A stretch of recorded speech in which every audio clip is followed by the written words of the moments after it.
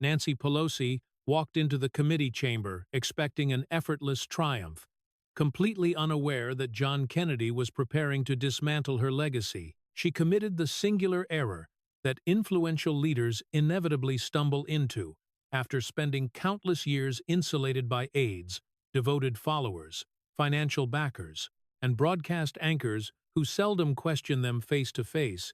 She started to assume that her institutional power was identical to unimpeachable righteousness, broadcasted live across the nation, while her spouse's $250 million net worth dangled above the proceedings akin to an opulent fixture that attendees were forbidden to acknowledge.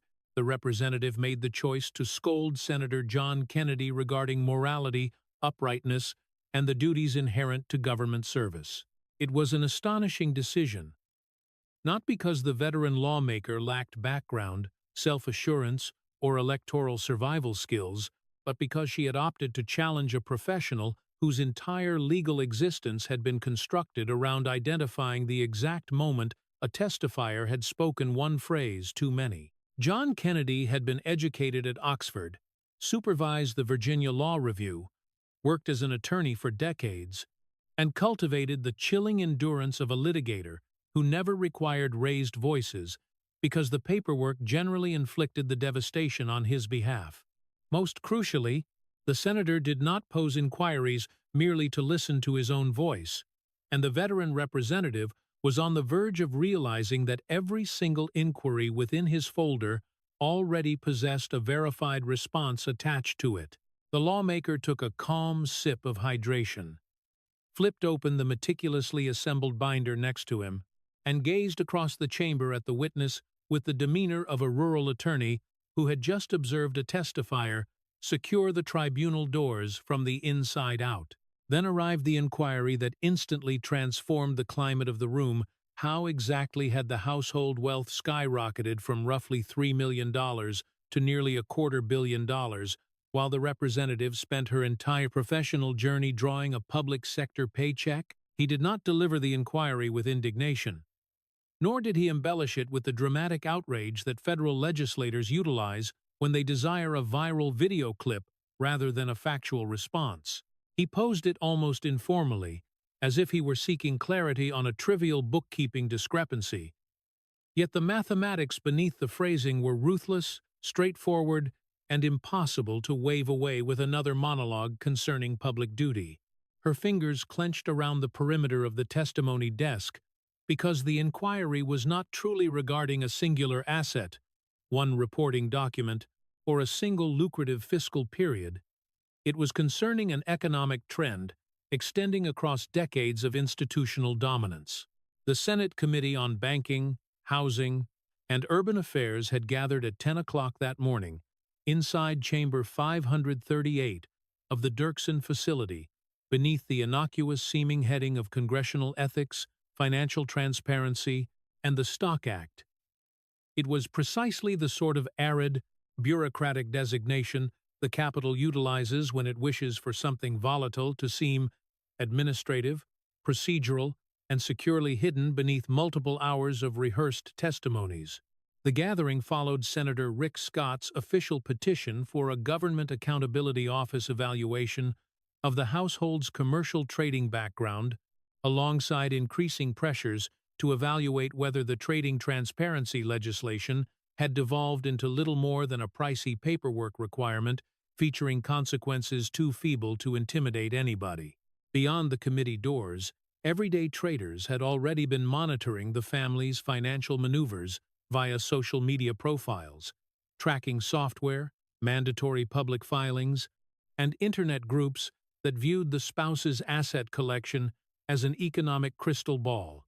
The humor had propagated because the sequence seemed too extraordinary to overlook, and her prolonged opposition to banning legislative equity commerce had transformed her into the avatar of the exact behavior millions of citizens had grown to suspect. She had been asked to speak, rather than compelled to attend, and she agreed because withdrawal had never factored into the public persona she had spent 40 years building. She had weathered conduct grievances, executive branch standoffs, removal proceedings, government closures, factional mutinies, and sufficient legislative combat to presume that yet another broadcasted session would conclude the way these events typically concluded, with everybody reciting monologues and absolutely no one landing a decisive strike. She walked into the space holding a written declaration, accompanied by administrative personnel, and shielded by the calm certainty of an individual who had continuously watched adversaries misjudge her and lament it subsequently. The senator sat elevated above her on the platform, slightly slouched, reading spectacles perched low on his nose, a yellow legal notepad placed on one flank, and a massive color-coordinated folder resting on the other. He appeared almost disinterested, which was exactly the blunder reckless testifiers committed when they interpreted silence as a lack of preparation rather than intense focus. For nearly 60 minutes, nothing out of the ordinary occurred because the remaining legislators adhered to the customary capital procedure of posing inquiries vague enough to generate pre-planned statements.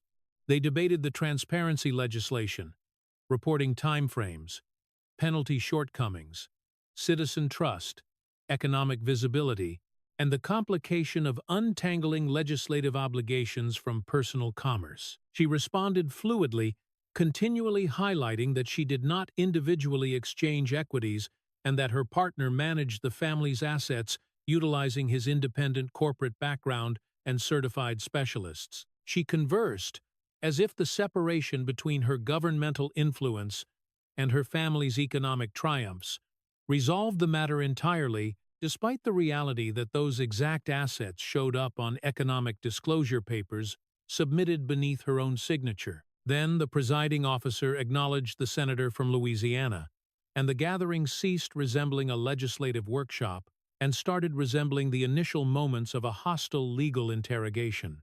He expressed gratitude to the witness for attending and commenced with a straightforward inquiry concerning whether federal lawmakers or their partners should be allowed to exchange specific equities while the official held access to confidential legislative intelligence. She provided the customary open market reply, asserting that federal representatives and their relatives should remain at liberty to engage in the marketplace, provided they adhered to reporting mandates. That response was expected, justifiable in a theoretical sense, and meticulously refined through years of reiteration. However, she was not content with delivering the statement and dropping it there. She sharpened her tone, charged conservatives with double standards, brushed off the gathering as partisan performance, and implied that his professional history comprised mostly of folksy tales and media-friendly sound bites. In a handful of gratuitous phrases, she altered herself from a testifier, addressing a legislative inquiry, into a lawmaker, personally questioning the intellect, gravity, and vocational credibility of the interrogator holding the folder. She informed the panel that she had enacted monumental laws, guided the chamber through domestic emergencies, served for 40 years, and secured a position among the most dominant legislative figures in national history. None of those accomplishments addressed the inquiry regarding whether politicians and their partners ought to exchange individual equities, yet she presented them as if political tenure could replace economic justification. A low hum swept through the space. Supportive lawmakers observed with approval, and journalists started drafting the customary articles about the veteran representative embarrassing yet another conservative challenger. The senator did not interject, protest, or try to seize back the spotlight, because there was no justification to save a testifier who had willingly wandered past the boundaries of the initial inquiry. When she eventually ceased talking, he permitted 4 seconds of absolute quiet to linger in the chamber, ensuring everybody comprehended that the rehearsed segment of the event had just terminated. He took a subsequent sip of hydration, expressed gratitude for her bluntness, and conceded that he did, indeed, utilize basic analogies to clarify intricate subjects. Then he placidly cautioned that individuals residing in transparent residences ought to exercise caution regarding tossing stones at the judicial building, especially when the judicial building held subpoena authority, public archives, and lenses transmitting every single reaction. He flipped open the folder, navigated to the initial divider, and declared that he wished to commence with Visa in March of 2008. Her writing instrument stopped moving because the dialogue had immediately pivoted away from general assertions regarding open marketplaces and toward a distinct exchange, a distinct legislative proposal, a distinct corporation, and a distinct chronological sequence. He had not reacted to the insult with a reciprocal insult. He had reacted by exposing the earliest economic receipt. During March 2008, her spouse acquired 5,000 units of Visa at the corporation's introductory public offering valuation of $44 per unit. He detailed that massive initial offering distributions were typically held for institutional buyers, financial institutions, massive portfolios, and patrons with extraordinary connections, not average citizens informally ringing their financial representatives for a few thousand reduced-price units.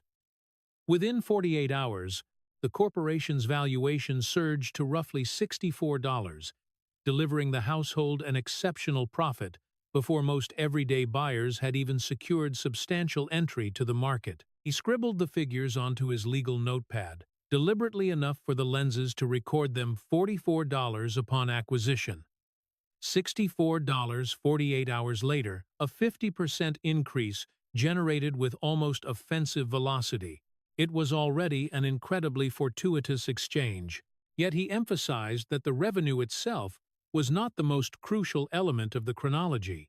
During the exact period the spouse obtained the corporate distribution, a proposal impacting payment processing transaction charges was resting within the representative's governmental grasp as the chamber's presiding leader. The payment processing fairness proposal endangered the economic revenues of Visa and other massive transaction corporations by mandating discussions regarding the charges levied against retailers.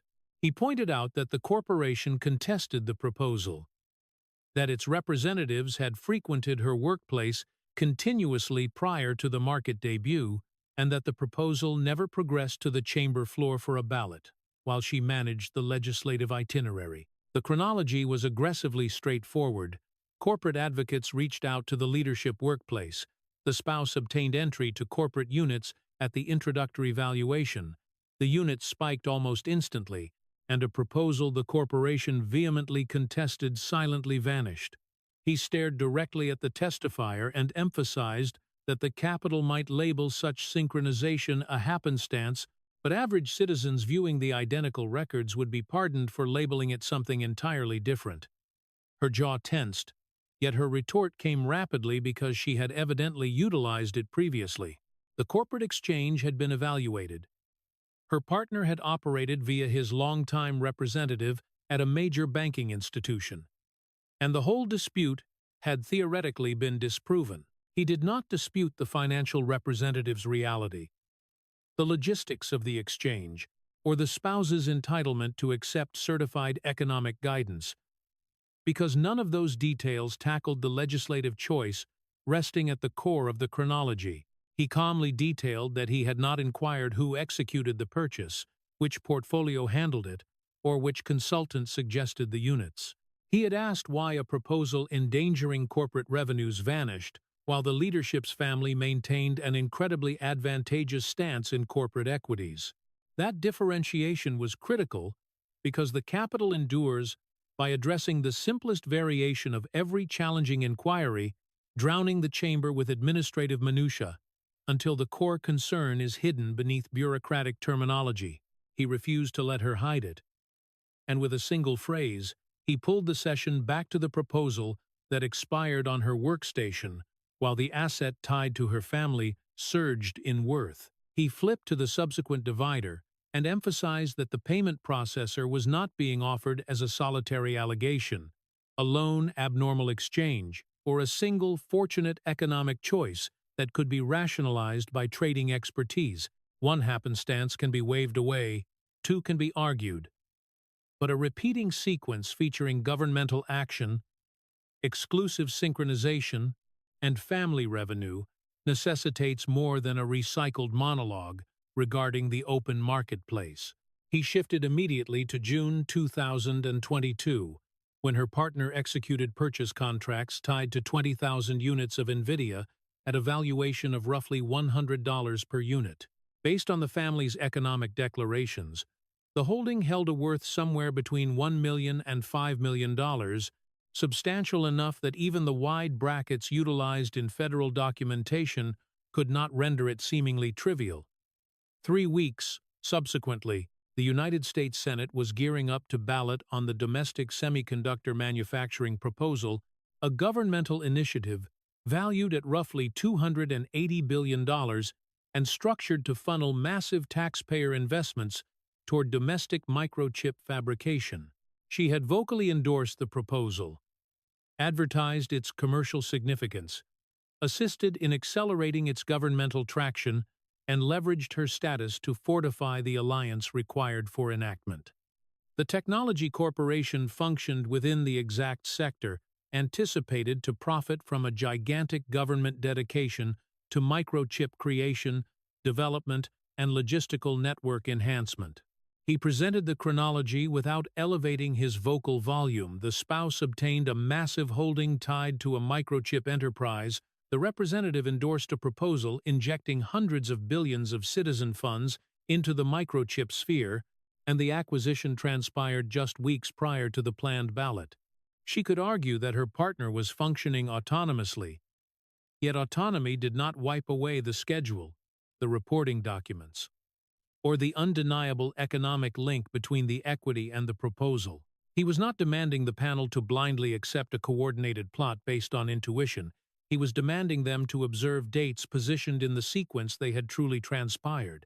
Then he revealed a physical timeline assembled by administrative personnel, displayed prominently enough for the broadcast lenses to record the days, enterprises, exchanges, and legislative actions positioned parallel to one another.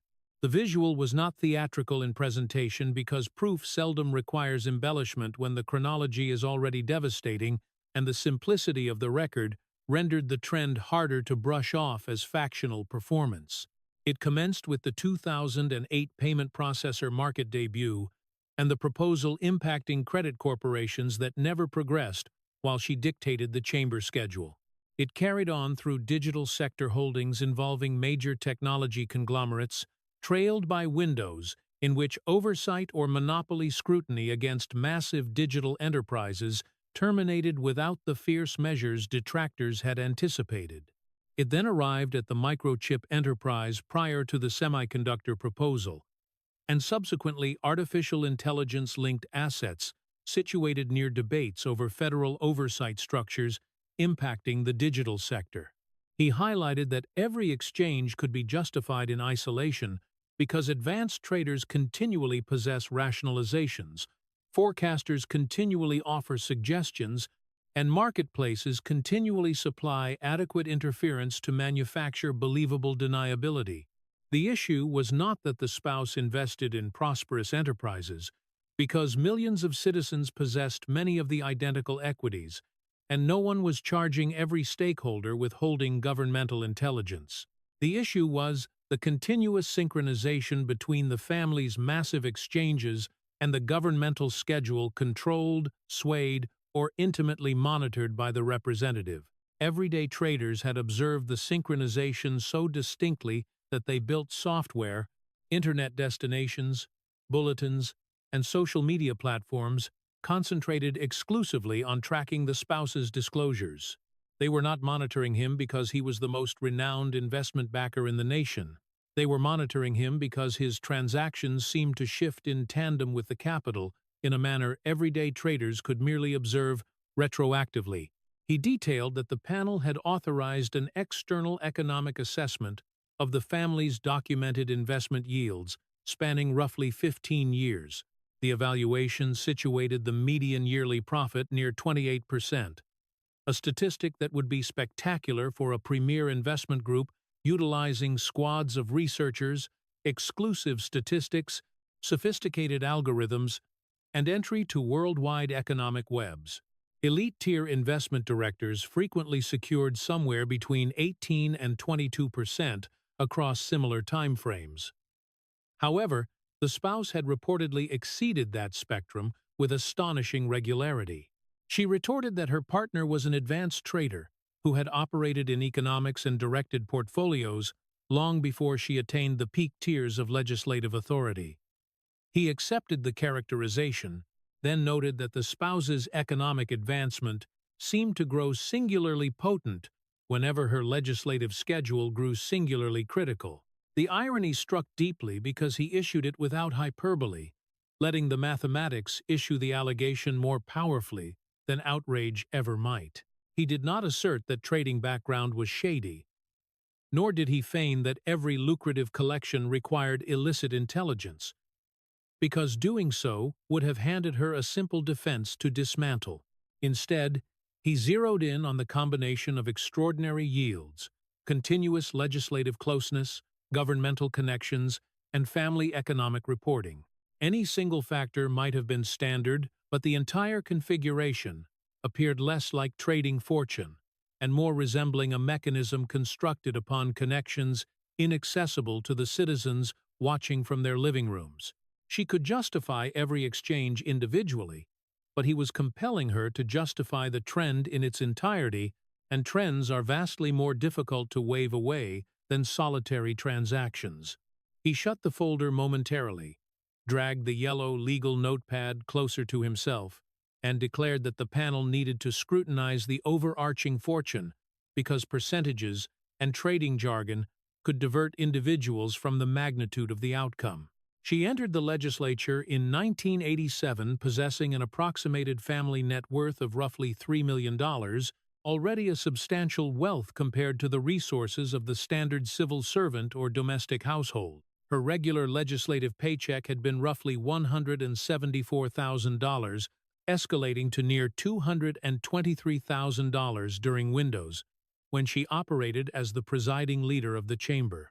By 2025, projections situated the family wealth near $250 million, indicating the core inquiry was not if the household had thrived, but how government duty and personal trading had merged to generate such spectacular expansion. He started scribbling the numbers sequentially, rendering the mathematics apparent rather than permitting them to vanish within yet another sweeping refutation. 38 years multiplied by a legislative paycheck of $174,000 yielded roughly $6.5 million in overall pre-tax earnings, before national levies, regional levies, residential expenses, real estate fees, schooling, transit, protection, and every other standard cost were subtracted. Even under the ridiculous premise that she had never remitted taxes, bought groceries, kept up a residence, sustained her family, or utilized a single penny of legislative revenue,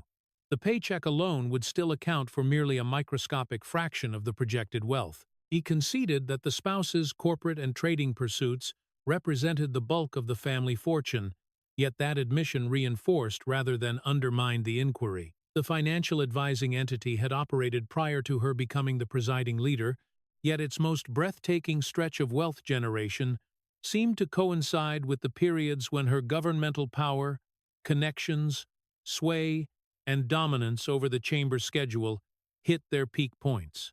He characterized that linkage not as a comforting justification but as the precise cause the populace had ceased embracing the term happenstance. He inscribed the initial and final numbers next to one another, roughly $3 million upon entering the legislature, and nearly $250 million after decades in national service. The outcome signified an expansion of over 8,000% within a family whose most politically networked individual collected a public sector paycheck and held direct awareness of legislative objectives, bargaining, and timetables.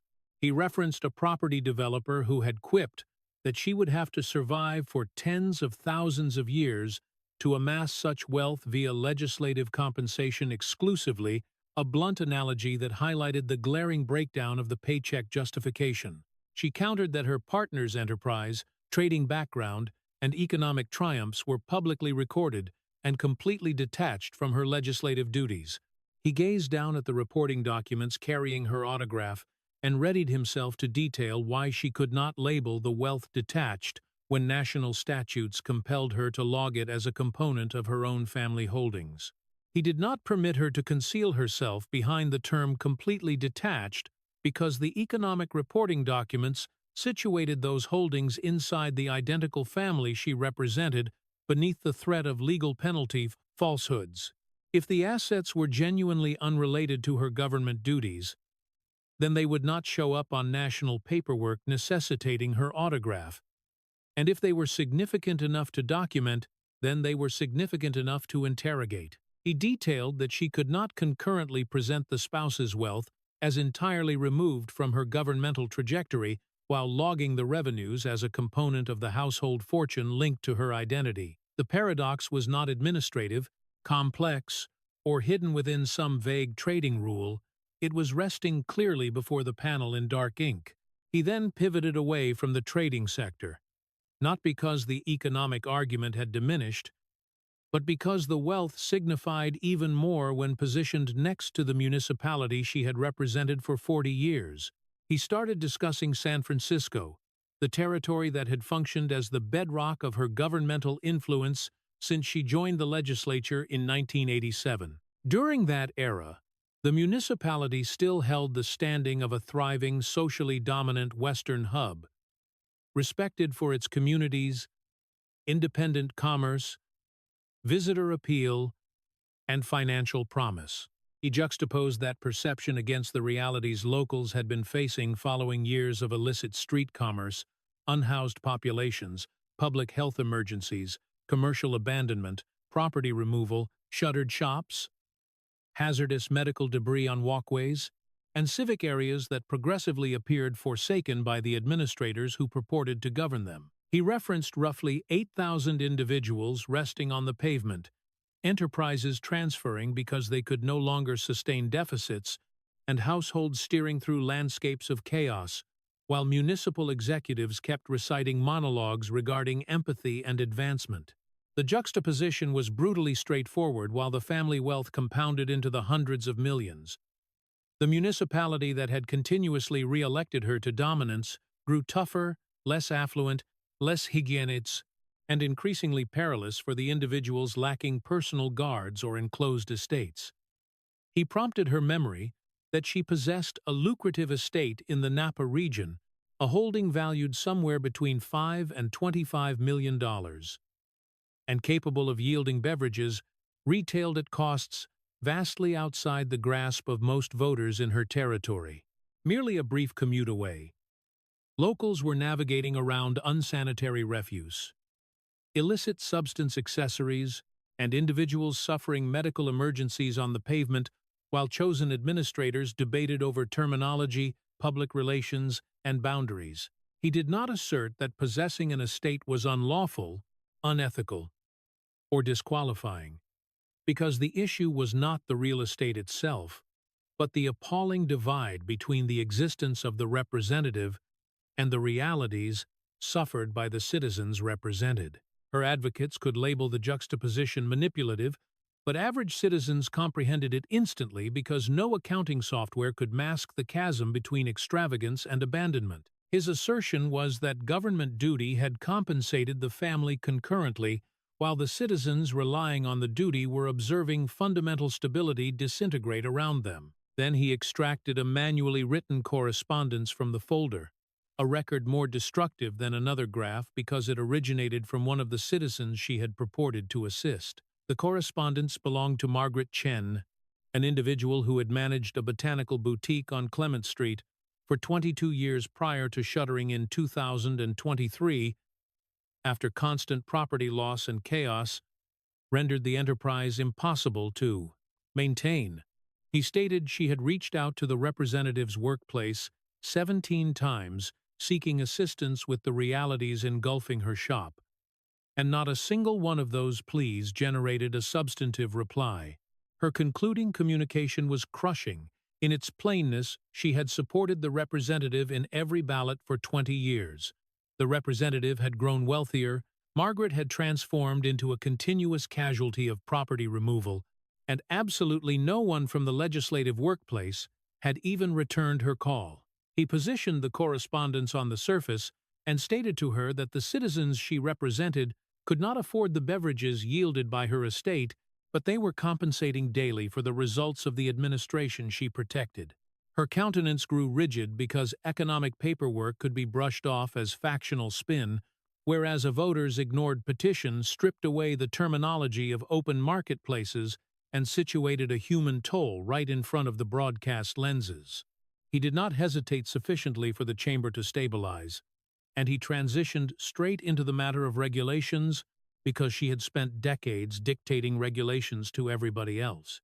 He brought up September 2020, when she had characterized facial covering adherence in the chamber as an issue of survival and charged those who declined to respect mandates with jeopardizing other individuals. Then he revealed the surveillance footage displaying her inside a San Francisco beauty parlor lacking a facial covering while such enterprises stayed shuttered beneath health crisis mandates. The footage compressed the entire allegation against her into a single image, regulations dictated with righteous absolute certainty for the populace, succeeded by a confidential exemption for the administrator dictating them. When the recording entered the public sphere, she did not take ownership, express regret to the enterprise proprietor, or confess that her actions violated the baseline she had enacted. She labeled the occurrence a coordinated trap, displacing the fault onto Erica Keyes, the parlor proprietor, whose enterprise had already been devastated by mandates that influential individuals appeared capable of bypassing. He detailed that Keyes ultimately forfeited the enterprise and departed the municipality, turning into another independent enterprise victim inside a metropolis where governmental executives talked endlessly about laborers while handling bothersome laborers as expendable. She had stepped into the shuttered parlor for confidential treatment, been recorded on the business surveillance, and subsequently leveraged her nationwide megaphone to assail the proprietor for permitting the populace to observe what transpired. His argument was not simply that she had violated a regulation, but that she had exhibited the more profound capital reflex to penalize the individual who exposed the contradiction rather than the administrator who executed it. He subsequently pivoted to the May 2022 collision involving her spouse, who steered a high-end sports vehicle into another transport in Napa County, with a systemic impairment measurement recorded around the legal threshold. Based on the Transit Authority report, the spouse appeared unstable, emitted an odor of adult beverages, and exhibited impaired articulation following an impact that harmed the alternate motorist. He subsequently obtained a 5-day confinement mandate, completed 48 hours, obtained allowance for extra duration, and did not physically show up for the mandate hearing because regional regulations permitted his legal representative to appear in his place. He highlighted that he had functioned as a litigator sufficiently long to comprehend how divergently the justice framework frequently handled everyday accused persons who wrecked pricey transports while impaired and harmed other individuals. He did not have to argue that the mandate was statutorily forbidden. The point was that citizens observing the session grasped absolutely well that most accused persons lacking her surname would not navigate the ordeal with the identical leniency.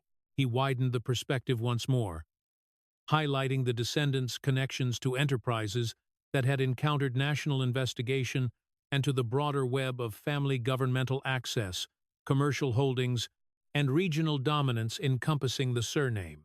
He brought up the current governor's familial link, the spouse's economic maneuvers within the territory, and the manner in which governmental power and private prospects appeared to flow within the identical shielded loop. The family apparatus no longer resembled a single civil servant, featuring an autonomously prosperous partner. It resembled a familial conglomerate, functioning throughout governance, economics, commerce, and leverage. She pivoted toward the presiding officer and objected that the session had degenerated into a character assault against her kin, but he reminded her that she had utilized several unbroken minutes assailing his vocational integrity. She had labeled his efforts little more than folksy narratives and media bites, whereas he had retaliated for nearly 30 minutes utilizing chronologies, archives, images, economic documentation, public registries, and a voter's neglected correspondence. He shut the folder, extracted his reading spectacles, and transitioned from the systematic pacing of a hostile interrogation into the more measured closing rhythm of a litigator delivering the summation the proof had already cemented. He circled back to her own justification of legislative equity commerce, the declaration that the nation was an open marketplace system and representatives ought to be permitted to engage within it. Those phrases, he contended, exposed the foundational conviction that the individuals authoring the regulations should preserve the privilege to capitalize on those identical regulations, the identical sectors, and the identical confidential intelligence inaccessible to everyday residents. He recapped the payment processor distribution, the halted transaction charge proposal, the microchip purchase contracts prior to the semiconductor legislation, the continuous synchronization of exchanges, the expansion from roughly $3 million to nearly $250 million, and the decay of the territory that had fueled her trajectory. Then he arrived at the concluding metaphor, the classic Southern tale of a predator securing the poultry enclosure while the agriculturalist watched the birds vanish and swallowed one justification after another. Every dawn, he stated, the predator provided a fresh justification, a bird of prey, a tempest, a mishap, a confusion, or yet another happenstance that could not conceivably be pinned on the creature resting next to the plumage. The agriculturalist trusted the predator for seasons because the predator was clever, convincing, seasoned, and had secured the enclosure for so extensively that interrogating him started to seem almost impolite. Eventually, however, the agriculturalist ceased absorbing justifications, ceased tallying the vanished birds, and began tallying the resources stashed inside the predator's hollow. He stared directly at her and stated to her that the American populace had ultimately started tallying the resources, and her hollow was exceptionally packed. He collected his documents, concluded with 0 extra inquiries, and exited the chamber in absolute quiet while she stayed paralyzed at the testimony desk, confronted not with yet another factional monologue, but with a history she had neglected to justify. For 5 prolonged seconds, she stayed paralyzed at the testimony desk, while the session chamber anticipated the reply that had not manifested during the preceding 30 minutes. Her jaw parted once, shut again, and the dominance in her countenance surrendered to the cautious computing of an individual who comprehended that every single lens was broadcasting the quietude. A high-ranking administrative aide tilted forward and murmured near her ear as journalists observed, lawmakers readjusted in their seats, and the senator placidly sorted the records he had already concluded utilizing. She ultimately spoke to the presiding officer and asked for a short suspension, detailing that she required duration to confer with legal representation prior to proceeding. The presiding officer allowed 10 minutes, yet the plea felt less akin to an administrative halt than a desperation escape from a history she possessed no immediate method to dispute. She stood up sluggishly, collected none of the documents personally, and permitted her personnel to envelop her as she migrated toward the exclusive hallway at the rear of the session space. 10 minutes elapsed lacking her reappearance, subsequently 20, subsequently 30, while panel assistants swapped communications and journalists commenced transmitting real-time updates from outside the hall. By the moment 60 minutes had elapsed, the vacant testimony seat had grown more destructive than any reply she might have issued from it. At 12:22 in the afternoon, her primary administrative director reappeared solitarily, neared the presiding officer, and gently stated that she would not continue her statements because she had grown abruptly unwell. Her workplace pledged documented replies to the leftover inquiries, yet everybody in the chamber grasped that documented replies authored by legal counsel were not identical to staying at the desk when the senator's records remained exposed. He was almost outside the structure when journalists swarmed him with audio devices and hollered inquiries concerning her exit. He did not rejoice, guess regarding her condition, or transform the hallway into another spectacle because the visual of the deserted testimony seat had already cemented the argument. He simply noted that individuals exposed a massive amount regarding their character by whether they stayed in the chamber when the documentation surfaced. Some individuals remained, scrutinized the mathematics, and tackled challenging inquiries, whereas others uncovered a pressing justification to depart before the inquiries hit the concluding document. He grinned courteously, wished the journalists a pleasant afternoon, and departed with the exact unhurried demeanor he had exhibited prior to unlocking the folder. The recording circulated across internet platforms within moments, but the most destructive portion was not the metaphor, the payment processor chronology, or the mathematics on the legal notepad. It was her asking for a suspension and never coming back, allowing audiences to rewind the event alongside every unaddressed concern he had deposited into the national record. Her workplace issued a brief declaration that dusk, characterizing the session as a synchronized factional ambush structured to produce viral governmental media. The declaration assailed the procedure, challenged his intentions, and denounced the attitude. Yet it did not explicitly clarify the payment processor distribution, the microchip synchronization, the expansion in family resources, or the neglected correspondence from the floral proprietor. Two passages intended to shut the narrative instead verified that her team still favored attacking the interrogator over addressing the inquiries. In the speculative aftermath detailed by the narrative, economic overseers declared an official examination of exchange trends, encompassing lawmakers and their direct relatives, concentrating on exchanges transpiring near massive legislative shifts. Evaluators requested portfolio archives linked to the spouse's holdings, encompassing exchanges stretching back across the seasons he had emphasized during the session. A concurrent probe evaluated whether governmental timetables, panel conversations, or institutional intelligence had been transmitted prior to particular assets being acquired or unloaded.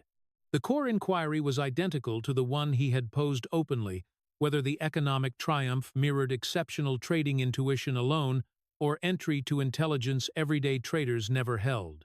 What had commenced as a panel session was converted into a judicial review of schedules, communication logs, reporting forms, digital messages, and the precise chronology of scores of exchanges.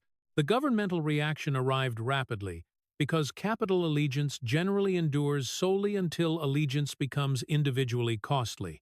Allied executives released meticulously crafted declarations concerning visibility, responsibility, and the standard that no government representative should exist beyond valid evaluation.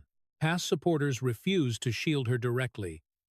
Progressive legislators who formerly lauded her command abruptly grew unreachable, and regional politicians discussed public confidence broadly lacking any mention of her surname. Summonses vanished, scheduled public engagements were delayed, and entities that had formerly handled her surname as an emblem of governmental dominance started handling it as an image liability. The identical web that had championed her capacity to direct the chamber now retreated as if 4 decades of alliance had been a misinterpretation.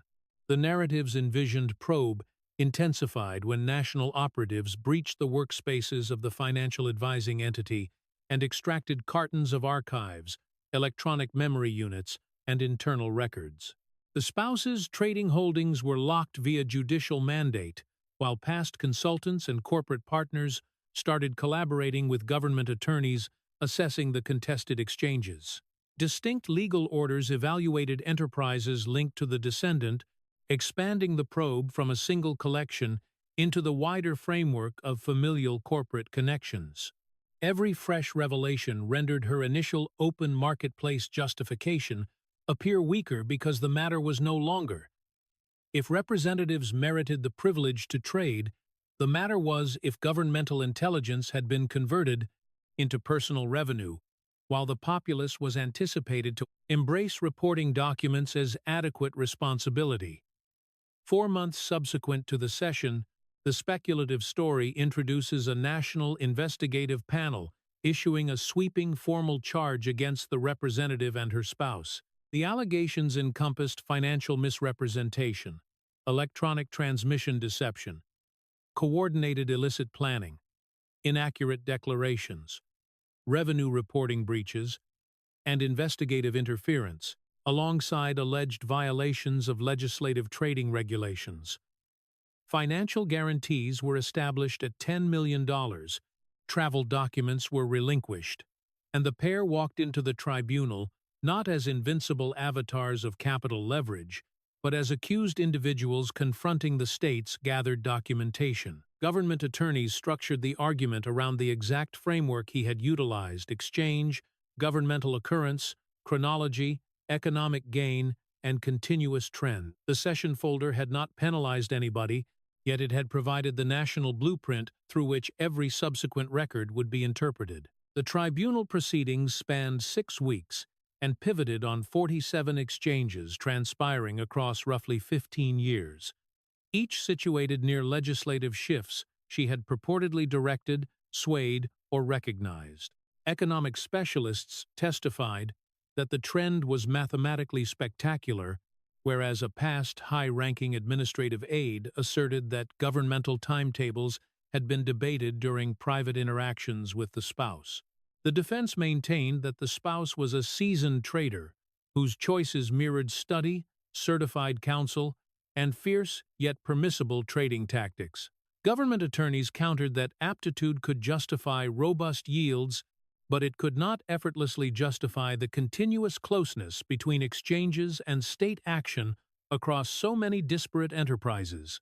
The citizen panel ultimately found the pair culpable on the majority of the allegations, dismissing the stance that every lucrative synchronization had been another extraordinary happenstance.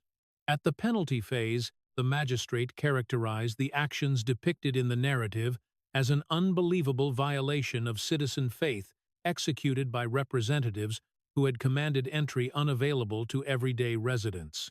She obtained a 7-year national confinement mandate and $42 million in penalties and compensation, whereas her spouse obtained 5 years and $28 million in economic punishments.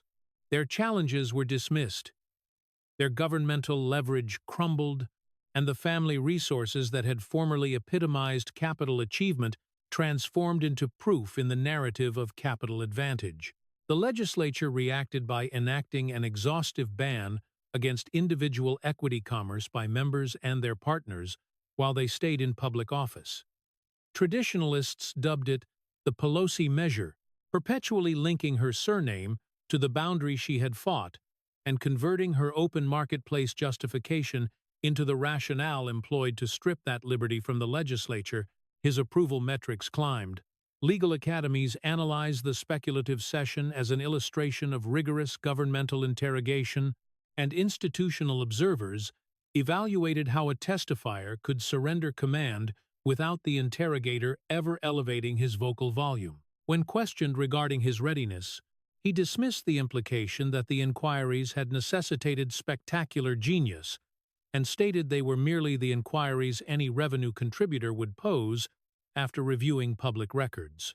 In San Francisco, Margaret Chen observed the penalty phase from the flat she inhabited after forfeiting the botanical shop she had managed for 22 years. She did not applaud when the mandate was declared because retribution could not rebuild her enterprise, retrieve the seasons of neglected correspondence, or restore the community she had witnessed decay. She merely gestured in agreement and stated that after 40 years of supporting the representative, a lawmaker from Louisiana had displayed greater care for her neglected correspondence than the official whose workplace had disregarded it. That was the concluding verdict of the narrative, not simply that speech had surrendered to documentation, but that dominance had eventually been compelled to sit opposite mathematics. She walked in anticipating to scold him regarding morality, assuming her background, tenure, and institutional leverage would render. He showed up with dates, reporting forms, exchanges, correspondence, images, and the endurance to let her convert an economic session into a personal confrontation prior to unlocking the folder. One of them relied on perception, the other relied on archives, and merely one stayed relaxed when the session ceased being dramatic and grew exact. She arrived to deliver the monologue, he arrived bearing the documentation, and by the conclusion of the speculative telling, The documentation was the sole testifier that never departed the room.